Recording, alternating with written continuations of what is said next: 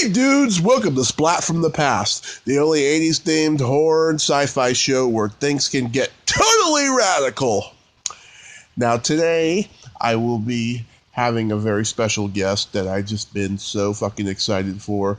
I've been trying to get him on the show for over a year now, and I'm talking about Andy Lindberg. You all know him as Lardass Hogan in Stand By Me. Yes, Lardass, the pie eating contest guy who Will Wheaton talks about in the movie when he's telling the campfire story. And about a year and a half ago, I had Catherine Wilson, the casting director, on the show, and she told me that she was friends with him. And so I reached out to him, and it took a while, but it's going to happen now. And I'm just so excited. And we got this crazy time going on right now with the coronavirus, which I know I don't need to bring up again, but I'm doing it anyways to fill some time.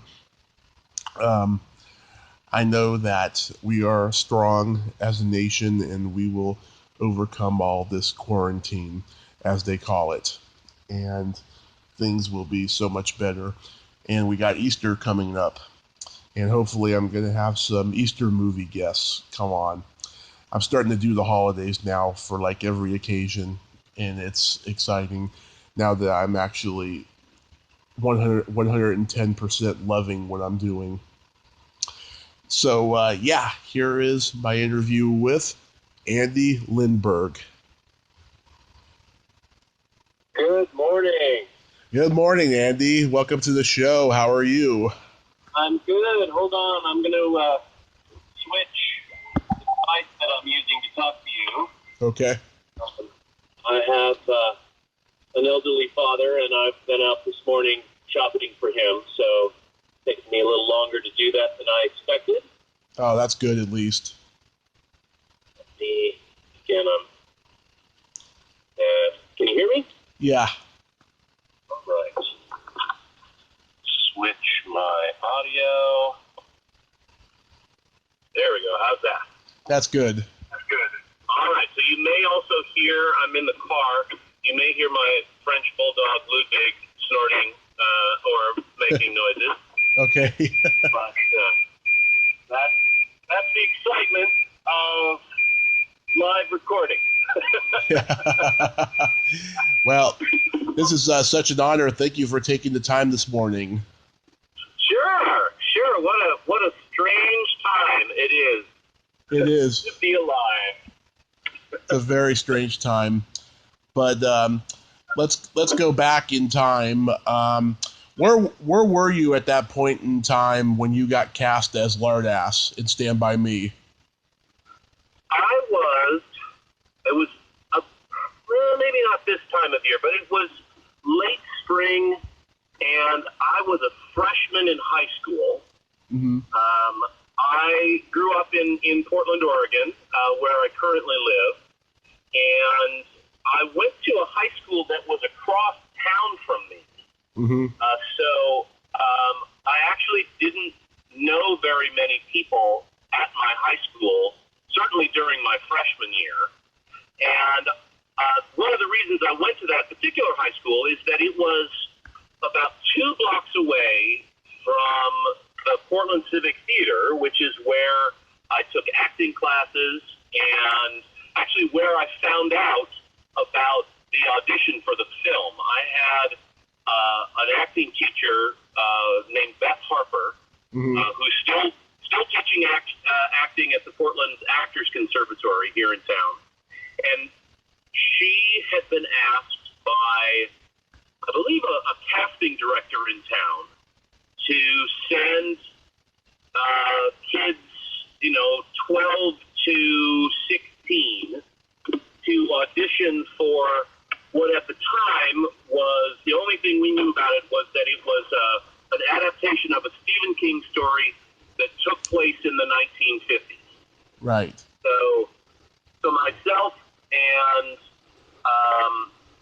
some, of my acting friends, a couple of guys, we put on Levi's and Chuck Taylors and white T-shirts and, kind of trying to look like we were from the Outsiders.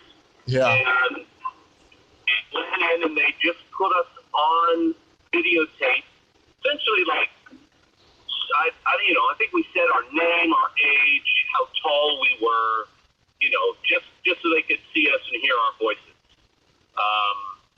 And that's how I first heard about it. My mother actually tells the story that we were scheduled to go on a trip back east to New York and Washington, D.C. that summer. Mm-hmm. And she heard about the audition on the radio, and she turned to my brother and said, Don't tell Andy about this. It'll ruin our trip. She was, in the end, very supportive, but I always chuckled that, I clearly this was meant to be, because despite my own mother wanting to keep me from stardom, it happened anyway. Yeah. So you had no desire to act before that? Well, I had been doing community theater, so all stage acting. Most of my career as an actor has been as a stage actor. I'm blessed and cursed with a big voice and an expressive face, and that doesn't always work very well for regular film and television. It certainly worked out for Lardass. Yeah. But I'm more of a stage actor. So had you been a Stephen King fan? I hadn't. I was a bit of a scary story averse kid. I had too much of an imagination, and I never liked scary stories around the campfire or that sort of thing. And so when I was in the audition process, as soon as I figured out that it was the body from different seasons, I read the book, and I was a little concerned that I would be scared by it. But it's one of those great Stephen King stories where it's much more about the people, and it's the tension of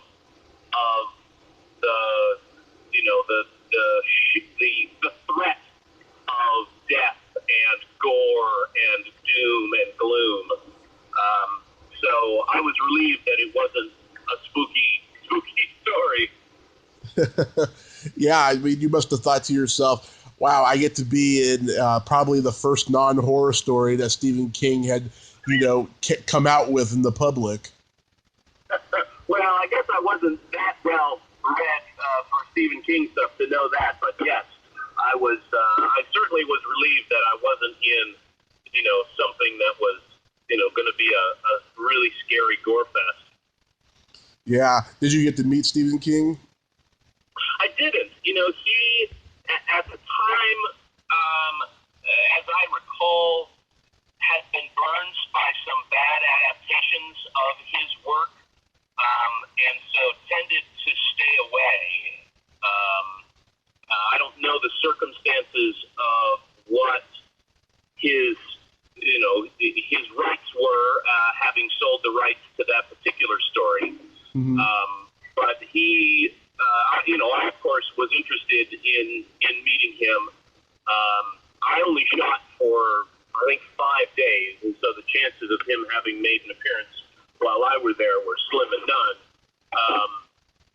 But he never came to the set, to my knowledge. Okay.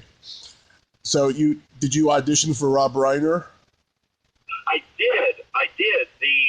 The final audition was down in the city of Eugene, Oregon, which is about 2 hours south of Portland in the Willamette Valley. And the production company was slowly kind of taking over the Eugene Hilton. And by the time the production was in full swing, I think they were probably renting 2 or 3 floors of the Eugene Hilton. So we went down. My mom picked me up early from school. We went down, and Rob Reiner was in the room. The writers and producers, several of whom went on to, produce big movies for Castle Rock Entertainment, to produce, I think, the producers on Seinfeld. So these were folks right at the golden era of their careers. And, you know, Lardass doesn't really have lines. He just says done when he finishes a pie. And so I read the scene in the junkyard where Vern talks about the Goocher. They all flip the coins. Remember that was the speech that I read as an audition piece for them. Yeah. Wow. At that age, did you realize the importance of Rob Reiner as far as Hollywood royalty? You know, I did. It was funny because my dad kept joking and saying, "You gotta call him Meathead. You gotta call him Meathead." and I, you know, I of course had the class not to call him Meathead. And you know, I knew him much more because of Meathead, because of All in the Family, and was vaguely aware of Carl Reiner. I was much more of a Mel Brooks fan. Yeah. One of the first movies I ever saw was Blazing Saddles, and so his Rob Reiner's connection to Carl Reiner, who was of course connected to Mel Brooks, I understood that this was a big deal. Wow. Yeah, I mean, I just would have been shaking in my boots if that was me. Well, it was all so surreal. You know, the first time I met him was, you know, the day of the shoot, and the first thing they did when I got there was to cut all my hair off. It was like going to boot camp. And so the first time I met him, the hairdressers had left this little tuft of hair in the front, kind of like a forelock. I think they were then kind of to set us apart visually. And so the first time I met him was to shake his hand and for him to tell the hairdressers, nope, shave the rest of his head. So it took you said 5 days to shoot that scene? Yeah, we shot with 1 day break. I think our first day of shooting was Saturday, and then Sunday everybody had the day off. And I remember very distinctly the crew and some of the cast went and played a softball game together. The 4 main characters, the boys, they had a week off during the time that I was shooting, but they came to the set. They came and played a softball that day. And while I don't have a distinct memory of being introduced to any of them, I know they were there, and I do remember seeing them out and about. So you didn't get to formally meet them? Not that I recall. They were all on vacation, although most of them stayed in the area. They and their families all had a floor of the Eugene Hilton to themselves. And apparently that floor was just utter chaos, as you could imagine. Yeah. Being controlled by 12-year-old actors and their families. Yeah. So what was the energy of shooting that scene like? You know, what I remember was that everyone was in a really good mood. Thinking back on it now, they may have had a sense that the film was going to be good, that it was going really well. I do remember being surprised that they didn't know how they were going to do the vomit as well as other special effects. That, I got the sense maybe they've been running behind. They also were concentrating. I remember a lot of conversations during the shoot about a scene that was going to come next that actually isn't in the movie, and it's a scene where I think Will Wheaton's character falls out of a tree, or maybe one of the characters falls out of a tree and he's caught Huh. And there was a lot of conversation about how the stunt crew was going to pull that off, and so I remember thinking at the time, well, maybe they're so focused on that. That's kind of why they haven't been very focused on how they were even going to do the vomit. I mean, it was like the end of our first day of filming. We got to the point just before anybody's face went to a pie. Mm-hmm. And the pressure was on the special effects team because the next day we were going to shoot vomiting. And if nothing else, there were several attempts, none of which made it into the film, mm-hmm. to show how Lardass was sucking up the pies into his mouth. So, like, there was one shot that they set up where they cut a hole in the table and put a piece of plexiglass there, put mm-hmm. the camera underneath, and used a glass pie plate. And the idea was you were supposed to be getting this view from under the table of the pies just being sucked into my mouth. Mm-hmm. And, and they tried all these things with, trying to put a vacuum next to my face, and it clearly didn't work because it didn't make it into the final cut. Yeah. Just things like that where it was like, oh, well, gosh, you guys have no idea how you're doing this. This is really fascinating. And, of course, they succeeded so well as far as getting that sort of cartoony sense of the throw-up. But it was, it took several tries. Yeah. How many pies did you eat? I think I didn't eat any. I didn't like pie at the time, and I've never liked pie. Yeah. Hold on, Lord. Hold on. I'll answer your question here in a second. There was some bakery in Eugene that every morning would show up with, scores of pies. Right. And I did a rough calculus once, and I figure I put my face in 250 pies. They were real pies. Mm-hmm. I had tiny cuts on my nose from the rock sugar that they used to dress the top of the pie. Yeah. So it was a lot of pies. Dick Durock, who played Bill Travis, your opponent, he was best known as Swamp Thing. Did you know that at the time? I did, although what I was more impressed, he actually brought out his resume, and I had the opportunity to read it. I was more impressed. He had just finished filming the Ewok Adventure, Yeah. a very much forgotten chapter in the Star Wars canon.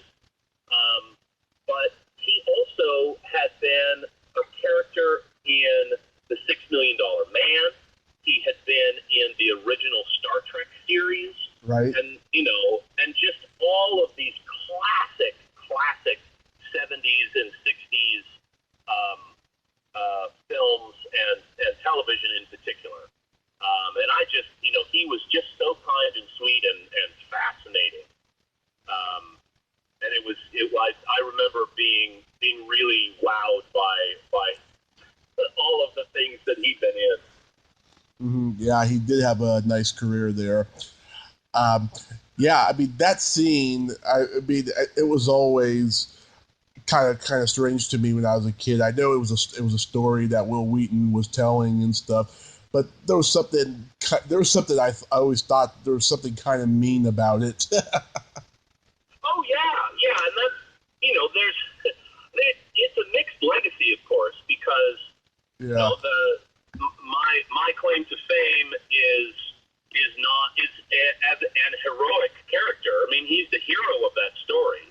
Right. But it's all about how I've got this giant bodysuit on, and it's about how a whole town has fat shamed this kid, mm-hmm. and part of the fun of the way that the story is told, both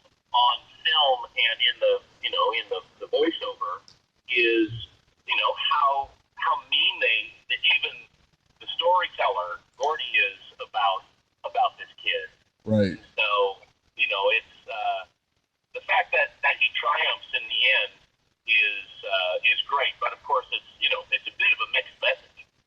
It is, yeah. But it's got kind of a folklore, a child folklore feel to it. Oh yeah, absolutely. It's big and overblown and over the top, and anytime somebody gives me a hard time about it, my response is like, well, what beloved American movie are you in? It has had such a positive effect on people who watch it. They just really enjoy it, and you root for the character because it's just put together in such a way that you, even though you're laughing at him, in the end you're triumphing with him. Exactly. After the story is over, they guess whatever happened to Lardass. What do you think happened to him? I used to joke that he was killed in Vietnam. He just seemed like and probably wouldn't have been well received by the people in his unit. But who knows? Maybe he slimmed down and found life as a personal trainer or something. Yeah. I personally like Gordy's interpretation of going home and celebrating with a couple of cheeseburgers. Yeah. I mean, he's officially, he hasn't died, so I'm still available for the sequel or the spin-off television series. So if anybody's interested, give me a buzz. Yeah, that would be cool. You mentioned before not meeting the guys, but did you go to the rap party? No, it was such a small part that I wasn't there for very long. It was very sweet. I got a call from, I believe it was Andrew Scheinman, one of the producers and maybe writers. He actually called me from England, where they were filming The Princess Bride, to update me on when the film was going to be released. But I didn't get an invitation to the premiere or anything. And while these days, kind of if a movie is shot in the Portland area, often they'll have a local premiere. There wasn't anything like that for Stand By Me in those days. Mm-hmm. So the movie comes out, and it's a pretty big, critically acclaimed hit. Did everyone recognize you wherever you went? Not really.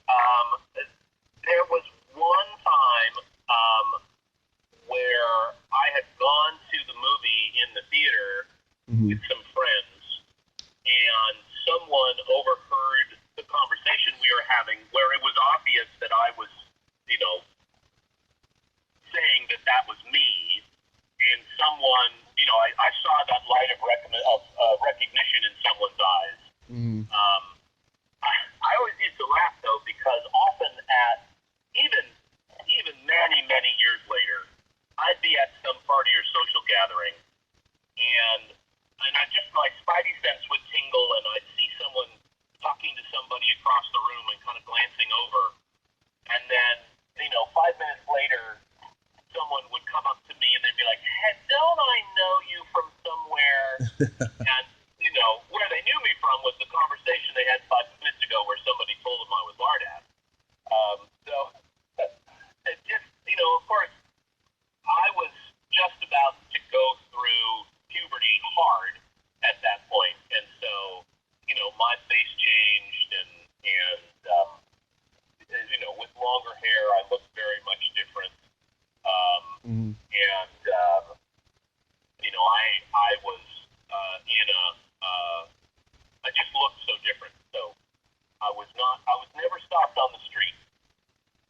Oh, wow. That's amazing. Were you ever embarrassed that you did that role?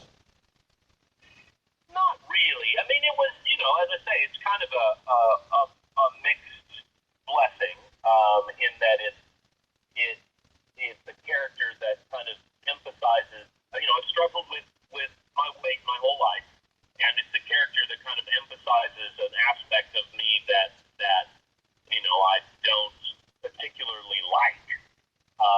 But that's that character on screen is not me. He wore size 60 Levi's, and I've never been anywhere near as big as that character appears. And like I say, if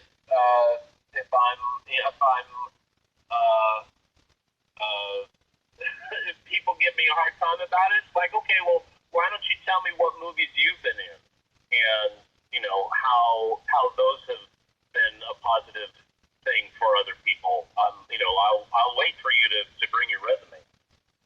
So it's and I also didn't was very cognizant that the amount of work for overweight high school actors was very limited. So I didn't feel like I needed to move to LA and pursue an acting career. Yeah, I noticed a lot of people that I've interviewed were embarrassed by a lot of characters they played in the 80s, and then once the autograph shows came and stuff, that all changed because now they make 20 or 30 grand a weekend because of that character. Yes. I still make a few dollars every month or so, and I'll get a check for like $30, something like that. Mm-hmm. That's pretty cool. I was reading you had a band called Captain Bog and Salty. Yes. I was a member of a pirate-themed rock band. And we kind of hit the timing right because we were out and playing music in the community just right when the first Pirates of the Caribbean movie came out.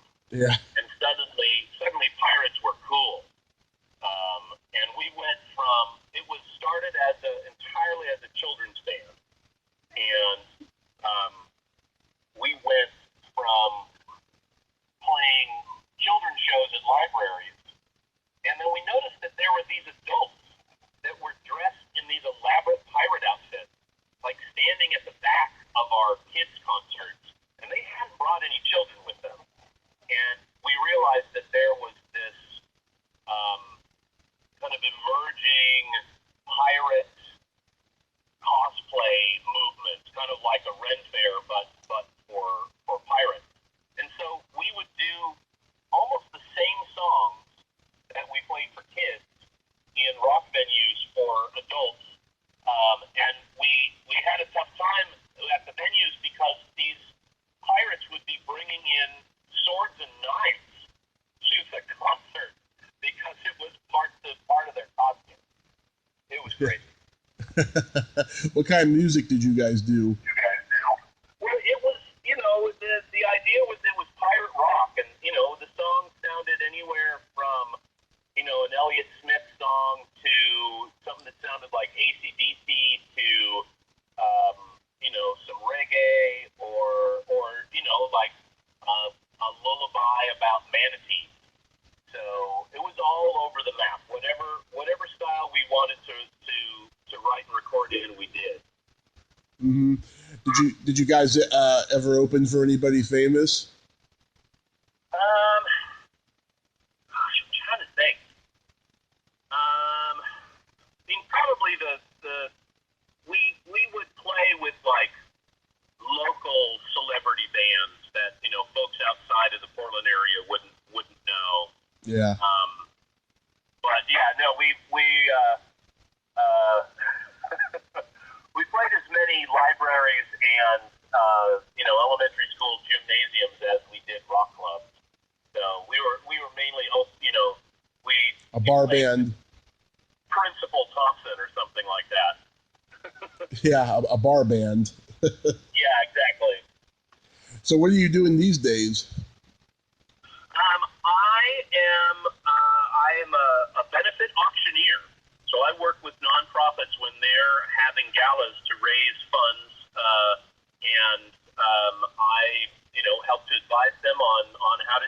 and serve as their auctioneer.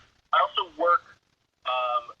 The state of Oregon has a program called Outdoor School, where sixth graders go with their school to stay overnight at a camp and learn about the outdoors. And I work for an advocacy organization called Friends of Outdoor School. Mm-hmm. And so it's interesting because I've kind of gone back and forth in my career between being an actor, performer, and then working in youth development, primarily in residential environmental education. And now I'm doing both of those at the same time. So it's nice. Although, like everybody, today being 19th of March, 2020, both of those jobs involve large groups of people getting together. So I'm not sure how long it's going to be until things normalize for all of us and we can gather in groups again. Yeah, we can only hope with that. But that's good. That's good that you got that going on, though. Yeah, absolutely. It's both of those jobs are fun and very rewarding. Mm-hmm. That's so great. And I'm glad. A year and a half ago, I interviewed Catherine Wilson, and she told me that you were still around and stuff, and I was really glad. And I hope you continue to have great success. Thank you very much. It's so both amazing and gratifying to me that this thing that I did for 5 days when I was 14 years old has had a positive influence on people. I get folks all the time who are filled with joy by that movie and share that feeling with me when they hear that I was a part of it. So I feel pretty lucky that that's a part of my life. Oh, by the way, has Rob Reiner ever written to you? No, he hasn't. I think we had a brief interaction on Twitter once. Mm-hmm. But I figure when and if I need to show up in his doorstep, I better save it for when I really need it. Yeah. That's awesome. Well, Andy, I thank you so much for coming on today, and I'm glad. Absolutely. I'm glad that everything is going great for you. Thank you so much, and I appreciate your interest in me, and I hope that folks who listen to the podcast enjoy it. My pleasure. You have a great day. All right, you too. Thanks. Okay, bye-bye.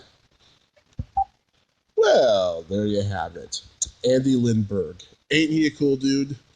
Man, I'm so glad that I get to find out that someone who's known for something they did in the movie is not ashamed of it. That is so fucking awesome. If you like this video, everyone, please subscribe to my YouTube channel, add me as a friend on Facebook, join my Tommy Kovac comedian page on Facebook, follow me on Twitter and Instagram, and all that fun stuff. Well, that's all the time we have this week on Splat from the Past. Until next time, this is Tommy Throwback Kovac saying, there's no shame in living in the past, because the present sucks. Later, dudes.